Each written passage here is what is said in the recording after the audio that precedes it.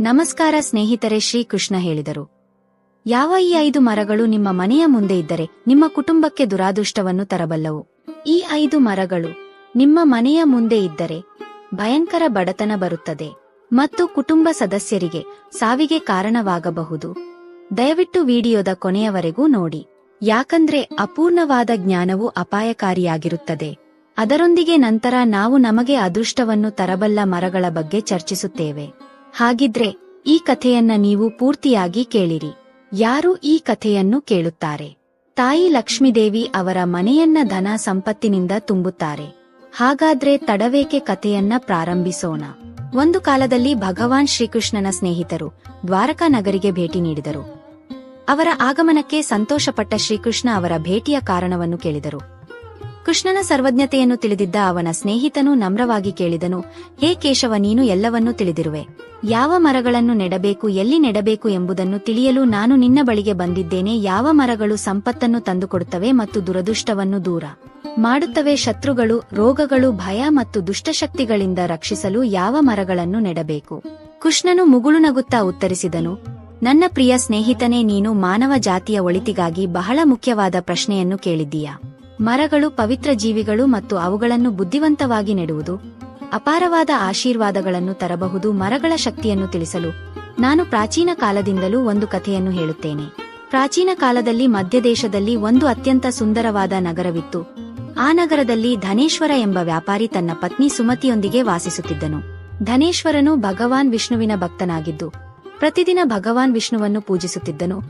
ಧನೇಶ್ವರನ ಪತ್ನಿಯೂ ಸಹ ಸುಶೀಲಳಾಗಿದ್ದು ಗೃಹ ಕಾರ್ಯಗಳಲ್ಲಿ ನಿಪುಣಳಾಗಿದ್ದಳು. ಮನೆಯಲ್ಲಿ ಧನ ಧಾನ್ಯದ ಕೊರತೆ ಇರಲಿಲ್ಲ. ಭಗವಾನನ ಕೃಪೆಯಿಂದ ಅವನಿಗೆ ಎಲ್ಲವೂ ಇತ್ತು. ಹೀಗೆ ಅನೇಕ ದಿನಗಳು ಕಳೆದ ನಂತರ ಸುಮತಿ ಎಂಬ ಪತ್ನಿ ತನ್ನ ಆವರಣದಲ್ಲಿ ಕೆಲವು ಮರಗಳನ್ನು ನೆಟ್ಟಳು ಮತ್ತು ಪ್ರತಿದಿನ ಅವುಗಳಿಗೆ ನೀರು ಹಾಕಿ ಪೂಜಿಸುತ್ತಿದ್ದಳು. ಆದರೆ ಸುಮತಿಗೆ ಮರಗಳನ್ನು ನೆಡುವ ಜ್ಞಾನವಿರಲಿಲ್ಲ. ಅವಳಿಗೆ ಯಾವ ಮರಗಳು ಇಷ್ಟವಾಯಿತೋ ಅವುಗಳನ್ನು ನೆಟ್ಟಳು. ಅಶುಭ ಮರಗಳನ್ನು ಸಹ ತನ್ನ ಮನೆಯ ಆವರಣದಲ್ಲಿ ನೆಟ್ಟಳು. ಇದರಿಂದಾಗಿ ಆ ವ್ಯಾಪಾರಿ ಧನೇಶ್ವರನಿಗೆ ವ್ಯಾಪಾರದಲ್ಲಿ ಬಹಳಷ್ಟು ನಷ್ಟವಾಗತೊಡಗಿತು. ಅವನ ಮನೆಯಲ್ಲಿ ಪ್ರತಿದಿನ ಜಗಳವಾಗತೊಡಗಿತು. ಪತಿ ಪತ್ನಿಯ ನಡುವೆ ಆಗಾಗ್ಗೆ ಜಗಳಗಳು ನಡೆಯುತ್ತಿದ್ದವು. ಅವರ ಜೀವನದಲ್ಲಿ ಅನೇಕ ತೊಂದರೆಗಳು ಬರತೊಡಗಿದವು. ಧನೇಶ್ವರನ ಎಲ್ಲಾ ವ್ಯಾಪಾರವೂ ಮುಳುಗಿಹೋಯಿತು ಮತ್ತು ಅವನ ಎಲ್ಲಾ ಧನವೂ ನಾಶವಾಯಿತು. ಈಗ ಧನೇಶ್ವರನ ಬಳಿ ಅನ್ನವನ್ನು ಖರೀದಿಸಲು ಹಣವೂ ಇರಲಿಲ್ಲ. ಅವರು ಹಸಿವಿನಿಂದ ಬಳಲುತ್ತಿದ್ದರು. ಇದರಿಂದ ಕೋಪಗೊಂಡು ಅವನ ಪತ್ನಿಯೂ ಕೋಪಗೊಳ್ಳುತ್ತಿದ್ದಳು. ಅವಳು ತನ್ನ ಪತಿಗೆ ಕೆಲಸ ಮಾಡಲು ಹೇಳುತ್ತಿದ್ದಳು. ಆಗ ಧನೇಶ್ವರ ಕೆಲಸ ಕೇಳಲು ಗ್ರಾಮದಲ್ಲಿ ಅಲೆಯುತ್ತಿದ್ದನು. ಆದರೆ ಅವನಿಗೆ ಎಲ್ಲಿಯೂ ಕೆಲಸ ಸಿಗುತ್ತಿರಲಿಲ್ಲ. ಅವನು ತನ್ನ ಪತ್ನಿಯ ಬಳಿಗೆ ಬಂದು ಹೇಳಿದನು, ಹೇ ಭದ್ರೆ, ನನ್ನನ್ನು ಯಾರು ಕೆಲಸ ಮಾಡಲು ಕೇಳುತ್ತಿಲ್ಲ. ಈಗ ನಾನು ಎಲ್ಲಿಗೆ ಹೋಗಿ ಕೆಲಸ ಹುಡುಕಬೇಕು? ಅವರಿಬ್ಬರೂ ಸಂಪೂರ್ಣವಾಗಿ ಹತಾಶರಾಗಿದ್ದರು. ಇಬ್ಬರ ಬಳಿಯೂ ಉದ್ಯಮ ಮಾಡಲು ಏನೂ ಇರಲಿಲ್ಲ. ಧನೇಶ್ವರನು ತನ್ನ ಪತ್ನಿಯ ಎಲ್ಲಾ ಆಭರಣಗಳನ್ನು ಮಾರಾಟ ಮಾಡಿದನು ಮತ್ತು ಸಿಕ್ಕಿದ ಅನ್ನವನ್ನು ತಿಂದು ಬದುಕುತ್ತಿದ್ದನು. ಹೀಗೆ ಅಶುಭ ಮರಗಳನ್ನು ನೆಟ್ಟಿದ್ದರಿಂದ ಅವರ ಜೀವನದಲ್ಲಿ ತೀವ್ರ ದಾರಿದ್ರ್ಯ ಮತ್ತು ಸಂಕಟಗಳು ಬರತೊಡಗಿದವು. ಆದರೆ ಅವರಿಬ್ಬರಿಗೂ ಅದು ಗೊತ್ತಿರಲಿಲ್ಲ. ನಂತರ ಒಂದು ದಿನ ಒಬ್ಬ ಸಾಧು ಮಹಾತ್ಮ ಧನೇಶ್ವರನ ಮನೆಗೆ ಬಂದರು. ಅವರನ್ನು ನೋಡಿ ಧನೇಶ್ವರ ಅವರಿಗೆ ನಮಸ್ಕರಿಸಿ ಹೇಳಿದನು, ಹೇ ಸಾಧು ಮಹಾರಾಜ, ದಯವಿಟ್ಟು ಈ ಬಡವನ ಮನೆಗೆ ಬಂದಿರಿ. ನಾನು ನಿಮಗೆ ಹೇಗೆ ಸಹಾಯ ಮಾಡಬಹುದು? ಸಾಧು ಮಹಾತ್ಮರು ಹೇಳಿದರು, ಹೇ ಮಹೋದಯ, ನಾನು ತೀರ್ಥಯಾತ್ರೆಗೆ ಹೊರಟಿದ್ದೇನೆ. ವಿಶ್ರಾಂತಿ ಮಾಡಲು ಒಂದು ಸ್ಥಳವನ್ನು ಹುಡುಕುತ್ತಿದ್ದೇನೆ. ನಿಮಗೆ ತೊಂದರೆಯಾಗದಿದ್ದರೆ ನನಗೆ ನಿಮ್ಮ ಮನೆಯಲ್ಲಿ ಸ್ಥಳವನ್ನು ನೀಡಿ. ನಾನು ಅನೇಕ ದಿನಗಳಿಂದ ಹಸಿದಿದ್ದೇನೆ. ಸ್ವಲ್ಪ ಆಹಾರ ಸಿಕ್ಕಿದರೆ ದೊಡ್ಡ ಕೃಪೆಯಾಗುತ್ತದೆ. ಸಾಧು ಮಹಾತ್ಮರ ಮಾತುಗಳನ್ನು ಕೇಳಿ ಆ ಧನೇಶ್ವರ ಹೇಳಿದನು, ಹೇ ಸಾಧು ಮಹಾತ್ಮ, ನೀವು ಖಂಡಿತವಾಗಿಯೂ ಒಬ್ಬ ಪುಣ್ಯಾತ್ಮ ಎಂದು ಕಾಣುತ್ತೀರಿ. ನಿಮ್ಮ ಮುಖಮಂಡಲದ ಮೇಲೆ ಬಹಳಷ್ಟು ತೇಜಸ್ಸಿದೆ. ನಿಮ್ಮ ಸೇವೆ ಮಾಡುವುದು ನನಗೆ ಸೌಭಾಗ್ಯ. ನಿಮ್ಮ ಸೇವೆ ಮಾಡುವುದರಿಂದ ನನಗೆ ಬಹಳ ಸಂತೋಷವಾಗುತ್ತದೆ. ದಯವಿಟ್ಟು ನೀವು ಮನೆಯೊಳಗೆ ಬನ್ನಿ. ನಂತರ ಆ ಸಾಧು ಮಹಾತ್ಮರು ಆ ಧನೇಶ್ವರನ ಮನೆಯೊಳಗೆ ಹೋಗಿ ವಿಶ್ರಾಂತಿ ಮಾಡಲು ಪ್ರಾರಂಭಿಸಿದರು. ಧನೇಶ್ವರ ಅವರ ಸೇವೆಯನ್ನು ಬಹಳ ಚೆನ್ನಾಗಿ ಮಾಡುತ್ತಿದ್ದನು. ಆದರೆ ಅವನ ಬಳಿ ಅನ್ನದ ಒಂದು ದವಸೆಯೂ ಇರಲಿಲ್ಲ. ಆಗ ಅವನು ತನ್ನ ಪತ್ನಿಯ ಬಳಿ ಹೇಳಿದನು, ಹೇ ಪ್ರಿಯೆ, ಇಂದು ನಮ್ಮ ಮನೆಗೆ ಬಂದಿರುವ ಸಾಧು ಮಹಾತ್ಮರು ಬಹಳ ಪುಣ್ಯವಂತರು ಕಾಣುತ್ತಿದ್ದಾರೆ. ಅವರ ಭೋಜನಕ್ಕಾಗಿ ನಾವು ಏನಾದರೂ ಉಪಾಯ ಮಾಡಬೇಕು. ನಾನು ಗ್ರಾಮಕ್ಕೆ ಹೋಗಿ ಯಾರನ್ನಾದರೂ ಕೇಳಿ ಸ್ವಲ್ಪ ಹಣ ತಂದುಕೊಳ್ಳುತ್ತೇನೆ. ಇಷ್ಟು ಹೇಳಿ ಆ ಧನೇಶ್ವರ ಗ್ರಾಮಕ್ಕೆ ಒಬ್ಬ ಸೇತನ ಮನೆಗೆ ಹೋದನು. ಆ ಸೇತನನ್ನು ಸ್ವಲ್ಪ ಹಣ ಕೊಡುವಂತೆ ವಿನಂತಿಸಿದನು. ಆದರೆ ಆ ಸೇತನು ಆ ವ್ಯಾಪಾರಿಗೆ ಹಣ ಕೊಡಲು ನಿರಾಕರಿಸಿ ಹೇಳಿದನು, ನಿನ್ನ ಬಳಿ ಒಂದು ಪೈಸೆಯೂ ಇಲ್ಲ. ನೀನು ನನ್ನ ಹಣವನ್ನು ಹೇಗೆ ವಾಪಸ್ ಕೊಡುತ್ತೀಯಾ? ಧನೇಶ್ವರ ಹೇಳಿದನು, ಹೇ ಸೇತ, ದಯವಿಟ್ಟು ನನಗೆ ಸ್ವಲ್ಪ ಹಣ ಕೊಡಿ. ನಾನು ಬೇಗನೆ ನಿಮಗೆ ವಾಪಸ್ ಕೊಡುತ್ತೇನೆ. ನಾನು ಹಣ ವಾಪಸ್ ಕೊಡದಿದ್ದರೆ ನನ್ನ ಮನೆಯನ್ನು ನೀವು ತೆಗೆದುಕೊಳ್ಳಿ. ಧನೇಶ್ವರನ ಮಾತು ಕೇಳಿ ಆ ಸೇತನಿಗೆ ಅವನ ಮೇಲೆ ಸ್ವಲ್ಪ ಕರುಣೆ ಬಂತು ಮತ್ತು ಅವನಿಗೆ ಹಣ ಕೊಟ್ಟು ಹೇಳಿದನು, ಹೇ ವ್ಯಾಪಾರಿ, ನೀನು ಹಣ ವಾಪಸ್ ಕೊಡದಿದ್ದರೆ ನೀನೇ ನನಗೆ ನಿನ್ನ ಮನೆಯನ್ನು ಕೊಡಬೇಕು. ಧನೇಶ್ವರ ಆ ಸೇತನಿಂದ ಹಣ ತೆಗೆದುಕೊಂಡು ಮಾರುಕಟ್ಟೆಯಿಂದ ಹಾಲು, ಅಕ್ಕಿ, ತರಕಾರಿ, ಹಿಟ್ಟು, ಸಕ್ಕರೆ ಇತ್ಯಾದಿ ವಸ್ತುಗಳನ್ನು ಖರೀದಿಸಿ ಮನೆಗೆ ಬಂದನು. ನಂತರ ಅವನು ತನ್ನ ಪತ್ನಿಯ ಬಳಿ ಹೇಳಿದನು, ಹೇ ಪ್ರಿಯೆ, ನೀನು ಆ ಸಾಧು ಮಹಾತ್ಮರಿಗೆ ಭೋಜನ ತಯಾರಿಸು. ನಂತರ ಧನೇಶ್ವರನ ಪತ್ನಿ ಭೋಜನ ತಯಾರಿಸಿ ಆ ಸಾಧು ಮಹಾತ್ಮರಿಗೆ ಪರಿವೇಶಿಸಿದಳು. ಹೀಗೆ ಆ ಧನೇಶ್ವರನ ಭಕ್ತಿ ಮತ್ತು ನಿಷ್ಠೆಯನ್ನು ನೋಡಿ ಆ ಸಾಧು ಮಹಾತ್ಮರು ಬಹಳ ಸಂತೋಷಪಟ್ಟರು. ಭೋಜನ ಮುಗಿದ ನಂತರ ಅವರು ಹೋಗುವಾಗ ಆ ಧನೇಶ್ವರನಿಗೆ ಹೇಳಿದರು, ಹೇ ವ್ಯಾಪಾರಿ, ನಾನು ನಿನ್ನ ಭಕ್ತಿ ಮತ್ತು ಗೌರವದಿಂದ ಬಹಳ ಸಂತೋಷಪಟ್ಟಿದ್ದೇನೆ. ನಿನ್ನ ಯಾವುದೇ ಆಸೆ ಇದ್ದರೂ ನನಗೆ ಹೇಳು, ನಾನು ಖಂಡಿತವಾಗಿ ಪೂರೈಸುತ್ತೇನೆ. ಆಗ ಆ ಧನೇಶ್ವರ ಹೇಳಿದನು, ಹೇ ಮಹಾತ್ಮ, ನಿಮ್ಮ ಆಶೀರ್ವಾದವೇ ನಮಗೆ ಎಲ್ಲವೂ. ಆದರೆ ನಾನು ನಿನ್ನನ್ನು ಕೇಳುವುದು ಇಷ್ಟೇ, ನನ್ನ ದಾರಿದ್ರ್ಯದ ದುಃಖವನ್ನು ಯಾವ ಪಾಪದಿಂದ ಅನುಭವಿಸುತ್ತಿದ್ದೇನೆ ಎಂದು ತಿಳಿಯಲು ಬಯಸುತ್ತೇನೆ. ನಾವು ಭಗವಾನ್ ವಿಷ್ಣುವಿನ ಭಕ್ತಿ ಮಾಡಿದ್ದೇವೆ, ಆದರೆ ನಮ್ಮ ಜೀವನದಲ್ಲಿ ದಾರಿದ್ರ್ಯ ಏಕೆ ಬಂತು? ಇದಕ್ಕೆ ಕಾರಣ ಏನು ಮತ್ತು ಈ ದಾರಿದ್ರ್ಯವನ್ನು ದೂರ ಮಾಡಲು ನಾನು ಏನು ಮಾಡಬೇಕು? ನಂತರ ಆ ಸಾಧು ಮಹಾತ್ಮರು ಹೇಳಿದರು, ಹೇ ವ್ಯಾಪಾರಿ, ನಾನು ನಿನ್ನ ಮನೆಯ ಬಾಗಿಲಿಗೆ ಬಂದಾಗಲೇ ನನಗೆ ಗೊತ್ತಾಯಿತು ನಿನ್ನ ಜೀವನದಲ್ಲಿ ತೀವ್ರ ದಾರಿದ್ರ್ಯ ಮತ್ತು ಸಂಕಟ ಬಂದಿದೆ. ಏಕೆಂದರೆ ನಿನ್ನ ಮನೆಯ ಮುಂದೆ ಇರುವ ಮರಗಳೇ ನಿನ್ನ ದಾರಿದ್ರ್ಯಕ್ಕೆ ಕಾರಣ. ಆದ್ದರಿಂದ ನೀನು ಈ ಮರಗಳನ್ನು ಕಿತ್ತು ಹಾಕಿ ಅವುಗಳ ಸ್ಥಾನದಲ್ಲಿ ಶುಭ ಮರಗಳನ್ನು ನೆಡು. ನಿನ್ನ ಪತ್ನಿ ನಿಮ್ಮ ಮನೆಯ ಮುಂದೆ ನೆಟ್ಟಿರುವ ಮರಗಳು ಅಶುಭ ಮರಗಳಾಗಿವೆ. ಅದೇ ಕಾರಣದಿಂದ ನಿನ್ನ ಪರಿಸ್ಥಿತಿ ಹೀಗಾಗಿದೆ. ಧನೇಶ್ವರ ಹೇಳಿದನು, ಹೇ ಮಹಾತ್ಮ, ದಯವಿಟ್ಟು ನನಗೆ ಹೇಳಿ, ಮನೆಯ ಮುಂದೆ ಯಾವ ಮರಗಳನ್ನು ನೆಡಬೇಕು ಮತ್ತು ಯಾವ ಮರಗಳನ್ನು ನೆಡಬಾರದು ಎಂದು ದಯವಿಟ್ಟು ನನಗೆ ವಿವರವಾಗಿ ವಿವರಿಸಿ. ನಾನು ನಿಮಗೆ ಬಹಳ ಕೃತಜ್ಞನಾಗಿದ್ದೇನೆ. ನಂತರ ಆ ಸಾಧು ಮಹಾತ್ಮರು ಹೇಳಿದರು, ಹೇ ವ್ಯಾಪಾರಿ, ಸರಿ, ಈಗ ನಾನು ನಿಮಗೆ ಮನೆಯ ಬಳಿ ನೆಡುವುದರಿಂದ ಶುಭ ಫಲಗಳನ್ನು ಪಡೆಯುವ ಶುಭ ಮರಗಳ ಬಗ್ಗೆ ಹೇಳುತ್ತೇನೆ. ಆದ್ದರಿಂದ ನೀವು ಗಮನವಿಟ್ಟು ಕೇಳಿ.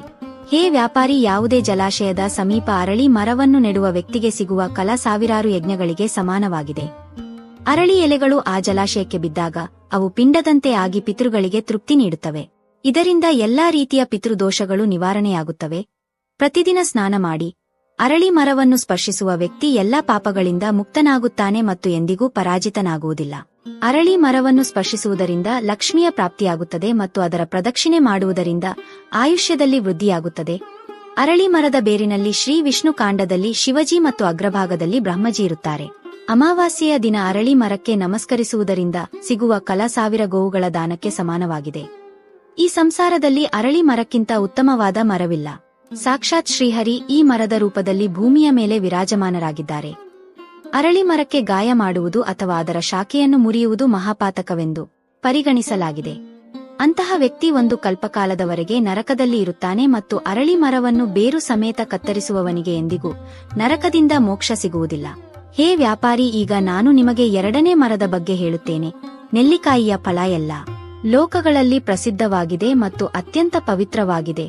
ನೆಲ್ಲಿಕಾಯಿ ನೆಡುವುದರಿಂದ ಪುರುಷ ಮತ್ತು ಸ್ತ್ರೀ ಜನನ ಮರಣದ ಬಂಧನದಿಂದ ಮುಕ್ತರಾಗುತ್ತಾರೆ.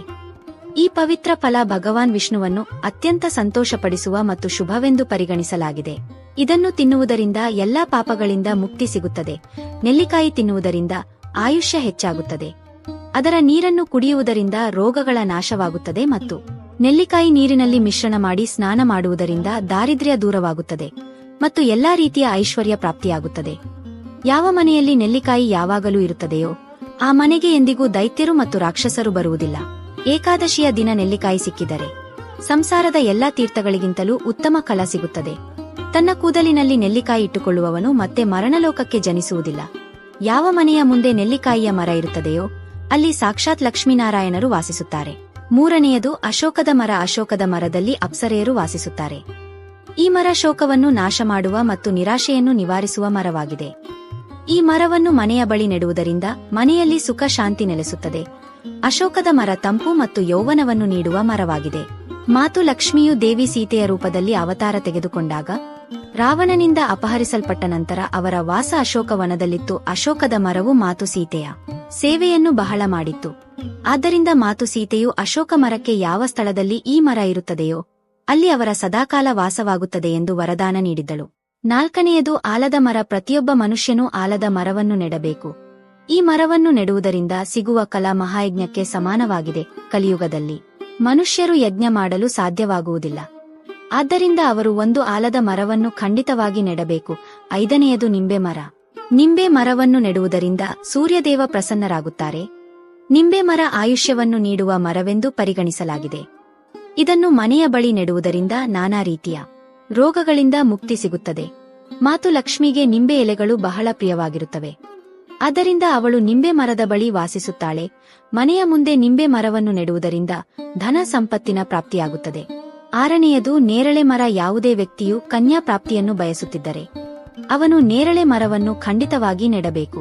ಯಾವ ವ್ಯಕ್ತಿಯ ಮನೆಯ ಮುಂದೆ ನೇರಳೆ ಮರ ಇರುತ್ತದೆಯೋ ಅವನ ಮನೆಯಲ್ಲಿ ಕನ್ಯೆಯ ಜನನವಾಗುತ್ತದೆ. ಅದು ಕುಲದ ಗೌರವವನ್ನು ಹೆಚ್ಚಿಸುತ್ತದೆ. 7ನೇಯದು ಬಿಲ್ವಪತ್ರೆ ಮರ. ಬಿಲ್ವಪತ್ರೆ ಮರದಲ್ಲಿ ಭಗವಾನ್ ಶಿವ ಮತ್ತು ಗುಲಾಬಿಯಲ್ಲಿ ದೇವಿ ಪಾರ್ವತಿಯ ವಾಸವಿದೆ. ಆದ್ದರಿಂದ ಬಿಲ್ವಪತ್ರೆ ಮರದ ಬಳಿ ಗುಲಾಬಿಯ ಗಿಡವನ್ನು ನೆಡಿದರೆ ಶಿವಪಾರ್ವತಿಯ ಆಶೀರ್ವಾದ ಪ್ರಾಪ್ತಿಯಾಗುತ್ತದೆ. ಆ ಮನೆಯಲ್ಲಿ ಎಂದಿಗೂ ದುಃಖ ದಾರಿದ್ರ್ಯ ಬರುವುದಿಲ್ಲ. ಆ ಮನೆಯಲ್ಲಿ ಎಂದಿಗೂ ಅಕಾಲ ಮರಣವಾಗುವುದಿಲ್ಲ ಮತ್ತು ಯಾವುದೇ ಸ್ತ್ರೀ ವಿಧವೆಯಾಗುವುದಿಲ್ಲ. 8ನೇಯದು ತೆಂಗಿನ ಮರ. ತೆಂಗಿನ ಮರವನ್ನು ನೆಡುವುದರಿಂದ ಪುರುಷ ಪತಿಯಾಗುತ್ತಾನೆ. ತೆಂಗು ಯಾವುದೇ ಧಾರ್ಮಿಕ ಅನುಷ್ಠಾನದ ಅಗತ್ಯ ಅಂಗವಾಗಿದೆ. ಇದು ಅತ್ಯಂತ ಶುಭವೆಂದು ಪರಿಗಣಿಸಲಾಗಿದೆ. ಮನೆಯ ಆವರಣದಲ್ಲಿ ತೆಂಗಿನ ಮರ ಇರುವುದರಿಂದ ಆ ಮನೆಯಲ್ಲಿ ಯಾವಾಗಲೂ ಶುಭವಾಗುತ್ತದೆ ಮತ್ತು ಆ ಮನೆಯ ಸದಸ್ಯರಿಗೆ ಸಮಾಜದಲ್ಲಿ ಬಹಳ ಗೌರವ ಸಿಗುತ್ತದೆ. ಸುಂದರ ಪತ್ನಿಯನ್ನು ಬಯಸುವ ವ್ಯಕ್ತಿಯು ದಾಳಿಂಬೆ ಮರವನ್ನು ನೆಡಬೇಕು. ಪಳಸದ ಮರ ಬ್ರಹ್ಮ ತೇಜವನ್ನು ನೀಡುತ್ತದೆ. ಆದ್ದರಿಂದ ಇದನ್ನು ಖಂಡಿತವಾಗಿ ನೆಡಬೇಕು. ವಂಶವೃದ್ಧಿ ಮತ್ತು ಸಂತಾನ ಪ್ರಾಪ್ತಿಯನ್ನು ಬಯಸುವ ವ್ಯಕ್ತಿಯು ಅಂಕೋಲದ ಮರವನ್ನು ಖಂಡಿತವಾಗಿ ನೆಡಬೇಕು. ಯಾವುದೇ ವ್ಯಕ್ತಿಯು ಯಾವುದೇ ರೋಗದಿಂದ ಬಳಲುತ್ತಿದ್ದರೆ ಅವನು ಬೇವಿನ ಮರವನ್ನು ನೆಡಬೇಕು. ಬೇವಿನ ಮರವನ್ನು ನೆಡುವುದರಿಂದ ದೊಡ್ಡ ದೊಡ್ಡ ರೋಗಗಳು ನಾಶವಾಗುತ್ತವೆ. ಈ ಮರ ಆರೋಗ್ಯವನ್ನು ನೀಡುವ ಮರವಾಗಿದೆ. ಕುಂದ ಅಥವಾ ಮಲ್ಲಿಗೆಯ ಗಿಡದಲ್ಲಿ ಗಂಧರ್ವರು ವಾಸಿಸುತ್ತಾರೆ.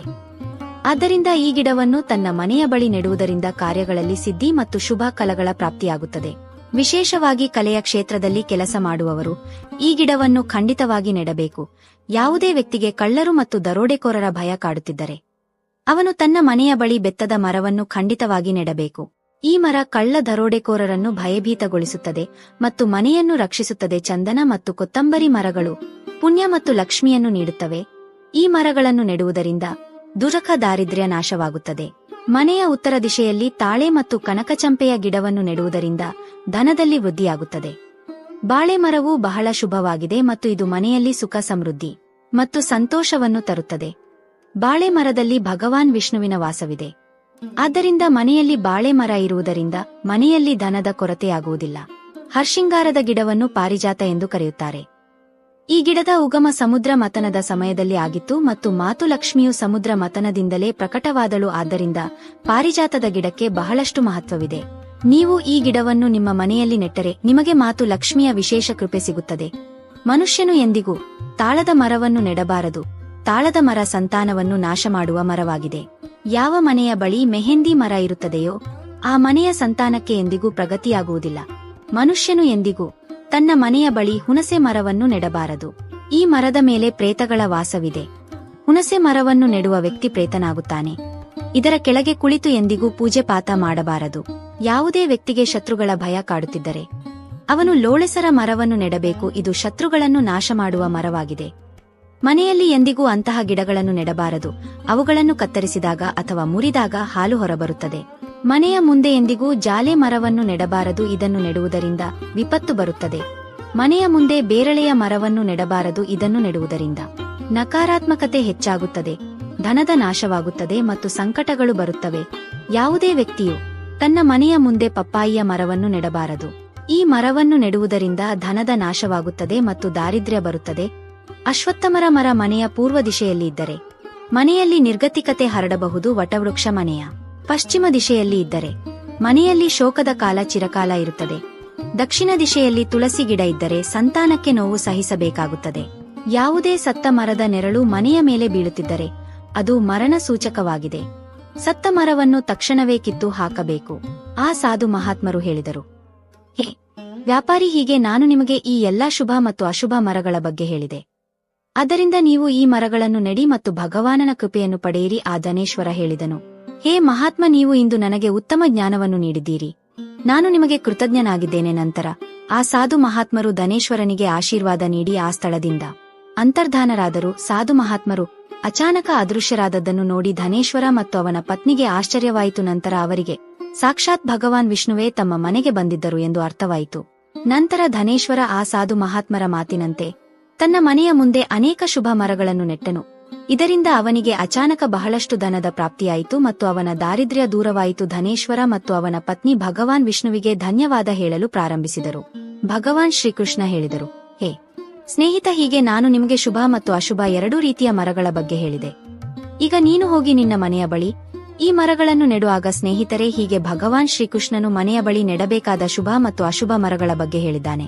ಈ ಕಥೆ ನಿಮಗೆ ಇಷ್ಟವಾಗಿದ್ದರೆ ಲೈಕ್ ಮಾಡಿ ಮತ್ತು ಕಾಮೆಂಟ್ನಲ್ಲಿ ಜೈ ಶ್ರೀ ಕೃಷ್ಣ ಎಂದು ಬರೆಯಿರಿ. ಜೊತೆಗೆ ನಮ್ಮ ಕಥಾಸಲಾ ಚಾನೆಲ್ಗೆ ಸಬ್ಸ್ಕ್ರೈಬ್ ಮಾಡಿ. ನಿಮಗೆಲ್ಲರಿಗೂ ಧನ್ಯವಾದಗಳು.